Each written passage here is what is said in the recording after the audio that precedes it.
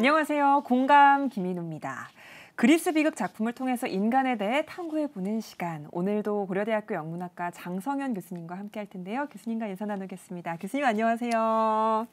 교수님, 저희가 아가멤논, 오이디푸스 두 가지 작품 살펴봤잖아요. 오늘 이 시간에는 어떤 비극 작품을 살펴볼까요? 예, 오늘은 그 소포클레스의 또 다른 대표작인 안티고네를 함께 살펴보겠습니다. 네. 그 제가 사랑을 외치는 인간이라는 부제를 달았는데 이제 이거는 그 안티고네에 대해서 제가 만든 말입니다. 제가 지난 강연에서도 뭐 잠깐 언급을 했었는데 그 안티고네는 오이디푸스의 딸이죠. 네. 그러니까 그 오이디푸스가 이제 스스로 눈을 멀게 하고 그 테베에서 나올 때 이제 오이디푸스는 그 이제 딸 안티고네를 이제 의지를 하게 되거든요. 네. 예, 그래서 안티고네가 그 아버지의 곁을 계속 지킵니다. 그러니까 여기 이 가계들을 보시면 오이디푸스는 그 어머니 이오카스테와 결혼을 해서 4명의 자녀를 두거든요. 그러니까 딸로는 그 안티고네와 이스메네가 있고 이제 네. 아들로는 에테오클레스와 이제 폴리니케스가 있습니다. 예, 발음이 좀 어렵습니다.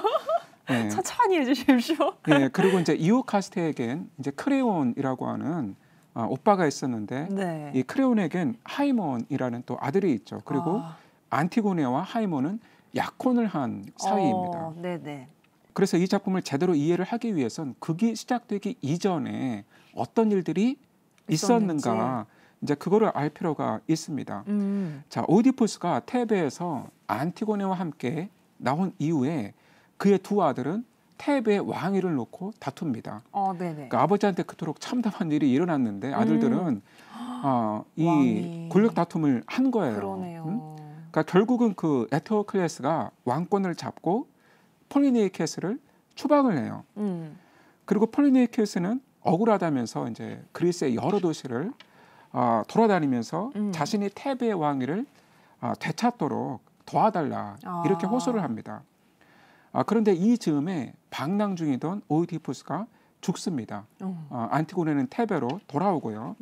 자, 이후에 그 폴리니케스는 여러 도시의 군대를 모아서 연합군을 결성을 한 다음에 테베에 쳐들어와요. 그러니까 폴리니케스에게 테베는 자신의 조국이잖아요. 그런데 아무리 억울해도 그렇지 외국 군대를 끌고 자신의 조국을 공격을 한다는 건 정말 참 그 잘한 일은 아니죠. 그런데 이렇게 양측이 그 치열하게 싸우던 중에 폴리니케스와 에테오클레스가 그 애꿎은 병사들 목숨은 이제 그만 희생시키고 자, 우리들이 그냥 1대1 결투를 벌이자. 그래서 자, 이기는 사람이 테베의 왕위를 차지하는 걸로 하자. 이제 이렇게 합의를 하죠. 그래서 그 형제가 양쪽 군대가 지켜보는 앞에서 결투를 하는데 그러니까 칼로 동시에 서로를 찌른 거예요. 자, 그러면서 죽어버린 거죠. 둘 다요? 그러니까 이긴 사람이 없이 둘 다 그냥 죽어버린 거예요. 그러니까 승자가 이제 없게 된 건데, 그러니까 그래도 테베 입장에선 적군이 철수를 했으니까 다행이었죠. 다행인 거죠. 그리고 이오카스테의 오빠이자 죽은 두 형제의 숙부인 크레온이 테베의 왕위에 오릅니다. 자, 그런데 크레온은 그러니까 에테오클레스는 조국 테베를 위해 싸우다 죽었기 때문에 이제 성대에 이제 장례를 치러주는데 폴리니케스는 그러니까 조국을 상대로 전쟁을 한 배신자다. 이제 이렇게 낙인을 찍고 장례를 금지합니다. 그러니까 들판에 있는 그 폴리니케스의 시신을 땅속에 묻지 말고 이제 그대로 내버려두라 이렇게 명령을 한 거죠. 자, 그런데 안티고네는 크레온의 명령에 이제 강하게 반발을 한 거예요. 그리고 들판에서 짐승의 먹이가 되고 있는 오빠 폴리니케스의 시신을 묻어주려 합니다. 그러니까 바로 이제 여기서부터 소포클레스의 그 안티고네가 시작이 됩니다. 네. 근데 왕의 명령이었잖아요. 크레온의 명령. 근데 왜 그 명령을 거역하면서까지 안티고네가 오빠를 묻어주려고 했던 걸까요? 예, 그 이 그림을 보시면 안티고네가 그 오빠의 시신의 흙을 덮다가 크레온의 이제 병사들에게 발각이 되고 있는데요. 이제 자, 그렇다면 안티고네는 왜 목숨을 걸면서까지 죽은 오빠를 묻어주려 하는가? 뭐 오빠가 살아있는 것도 아니고 이미 죽었는데. 그러니까 안티고네와 크레온의 입장 차이를 자세히 그 살펴볼 필요가 있습니다. 자, 안티고네에 따르면 폴리니케스는 비록 국가의 적이지만 자신에겐 혈육이므로 장례를 치러주고 애도하는 게 마땅하다는 그렇죠. 거예요. 그러니까 가족에 대한 의무라는 거죠. 그러니까 그 가족이 어떤 사람이든 간에 뭐 애국자이든 매국노이든 간에 죽었으면 장례를 치러주는 게 가족으로서의 의무라는 거죠. 또 안티고네는 그러니까 죽은 자는 매장을 하는 게 신들이 정한 신성한 규율을 지키는 것이다 라고 이제 이렇게 주장을 하거든요. 그 안티고네는 그 크레온에게 자, 죽은 자를 땅에 묻어주는 게 시인들의 변함없는 불문율을 지키는 것이다. 이런 말을 합니다. 불문율이란 문자로 명시된 건 아니지만 모든 사람이 이제 암묵적으로 동의하고 준수하는 법을 가리키는 거잖아요. 그러니까 여기서 안티고네가 하는 말을 법적 용어를 써서 요약을 하자면, 그러니까 죽은 자의 매장은 신들이 정한 최상위 법이라는 거예요. 그러니까 최상위 법이므로 크레온 한 사람의 어떤 그 명령이 그 상위법에 최상위법에 위배가 된다면 그 크레온의 명령을 무시하고 최상위법을 따르는 게 당연하다는 겁니다. 그러니까 우리나라 법에서도 뭐 헌법은 불문율은 아니지만 그 최상위법이고 상위법이죠. 어떤 하위법이든 이제 그 헌법에 위배돼서는 안 되죠. 안 되는 거죠. 뭐 안티고네의 주장이 설득력 있게 들리시나요? 저는 좀 그렇게 들립니다. 예. 그런데 이제 크레온의 입장도 뭐 이해는 돼요. 네. 그러니까 크레온이 그 폴리네이키스의 시신을 들판에 버려두라고 명령을 한 건 그러니까 좀 지나치긴 해요. 하지만 이제 그의 상황에선 이해가 되는 거예요. 이해를 할 수 있는 이제 조치라는 거죠. 특히 이 극을 직접 보았을 BC 5세기 아테네 시민들은 그러니까 크레온의 명령을 국가 지도자로서 뭐 충분히 내릴 만한 그런 명령이라고 여겼을 겁니다. 교수님 말씀을 들어보니까 안티고네 입장도 이해도 되고 크레온 입장도 이해가 되거든요. 근데 결국에는 가족에 대한 의무와 국가의 명령 중에서 어떤 거에 더 우선순위를 둘 것인가 이 문제인 것 같아요. 예, 그렇죠. 뭐 누구의 편을 들어야 하는 이제 어려운 문제일 수 어렵습니다. 있는데 가족에 대한 의무와 국가의 명령에 대한 복종 무엇이 더 중요한가? 그런데 현대의 독자일수록 그 안티고네에게 지지를 보낼 거라고 생각을 하거든요. 그러니까 사실 우리는 뭐 이제 드라마나 이제 영화에서도 그렇지만 좀 반항적이고 그리고 기존의 권위에 도전하는 그런 캐릭터에게 매력을 맞아요. 느끼잖아요. 그냥 뭐 윗사람이 명령하는 거에 이제 그대로 순종하는 그런 캐릭터가 매력이 있지는 않죠. 그리고 안티고네를 보면 놀라운 게 그 신분상으로 뭐 물론 공주이지만 네. 그러니까 일개 여성에 지나지 않는데 남성 군주의 권력에 저항을 지금 하고 있다라는 거죠. 네. 소포클레스는 작가로서 안티고네에 대해서는 어떤 입장이었나요? 예, 그 제가 이제 현대의 이제 많은 독자나 이제 관객들이 안티고네에게 공감을 할 것이다.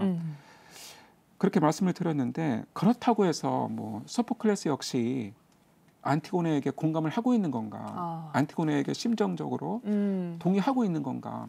자, 이렇게 말하기는 어렵습니다. 그 안티고네는 상당히 복잡한 캐릭터거든요. 네. 그러니까 단순하고 일면적인 분석을 거부하는 그런 캐릭터입니다.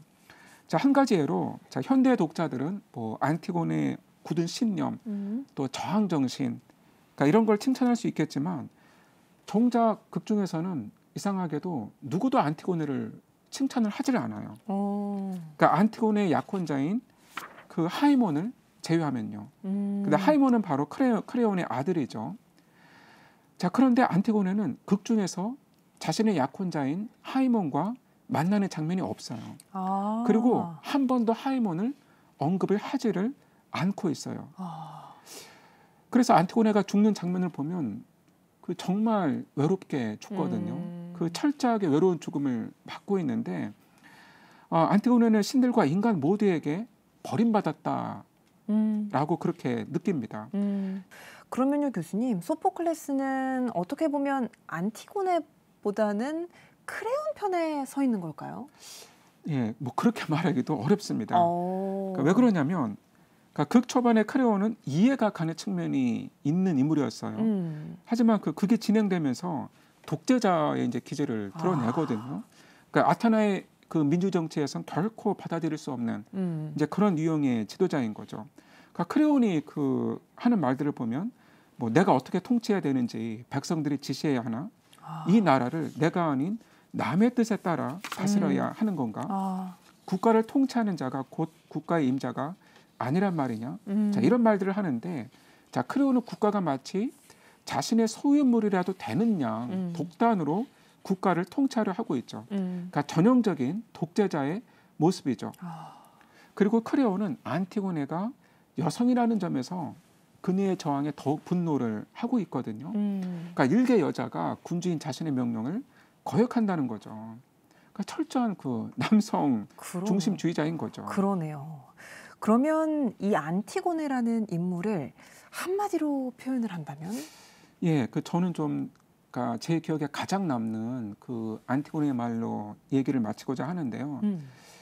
이런 말을 해요. 나는 서로 미워하기 위해서가 아니라 서로 사랑하려고 태어났어요. 그 안티고네의 신념은 뭐 간단히 말해 사랑에 대한 신념이었다고 생각을 합니다. 정말 한 단어로 요약하자면 안티고네의 신념은 사랑인 거죠. 그러니까 과거의 모든 원한과 정치적인 이해타산을 뒤로 하고 사랑을 가지라는 거예요. 그러니까 정말 사랑이 있다면 적군이라 하더라도 정중히 땅에 못 얻을 수 있는 거죠. 그리고 뭐 애초에 뭐 전쟁이 일어나지도 않았겠죠. 또 오디푸스 집안에 불행도 없었겠죠. 우리 주변의 모든 사람이 정말 서로 사랑한다면 얼마나 좋겠습니까? 어떠한 불화도 없고 다툼도 없겠죠. 그러니까 저는 사랑에 대한 이 신념이야말로 시대와 장소를 뛰어넘는 보편적인 호소력을 지닌다고 생각을 합니다. 그렇기 때문에 현대에 뭐 많은 독자와 관객들이 여전히 이 안티고네 이 극을 찾게 되는 것이겠죠. 그러니까 안티고네는 그러니까 사랑이 없는 그 사람들 속에서 사랑을 외치다가 이제 죽음을 맞는 것이거든요. 바로 그 안티고네가 제가 이 강의의 부제에서 말한 사랑을 외치는 인간입니다. 영웅이란 어떤 사람일까요? 그러니까 저는 뭐 영웅이란 다른 사람들이 해내기 어려운 일을 해내는 사람이라고 생각하는데 그런 의미에서 안티고네야말로 영웅이라 할 수 있는 것 같습니다. 그러니까 사랑이 없는 세계에서 그러니까 사랑을 호소하는 안티고네의 영웅적인 노력이 부당하게 탄압당하고 또 고통받고 그러니까 끝내는 그 억울한 죽음으로 이어졌다는 점에서 안티고네는 우리가 그러니까 비극에서만 만날 수 있는 숭고한 영웅이 아닌가 생각합니다. 네, 교수님 귀한 강연 잘 들었습니다. 오늘은 소포클레스의 안티고네라는 작품을 통해서 사랑을 외치는 인간에 대해서 탐구해보는 시간을 가졌는데요. 역시 인간에게는 사랑이 너무나도 중요한 가치인 것 같습니다. 그리스 비극을 통한 인간 탐구는 다음 시간에도 계속될 테니까요. 다음 시간도 기대해 주세요. 고맙습니다.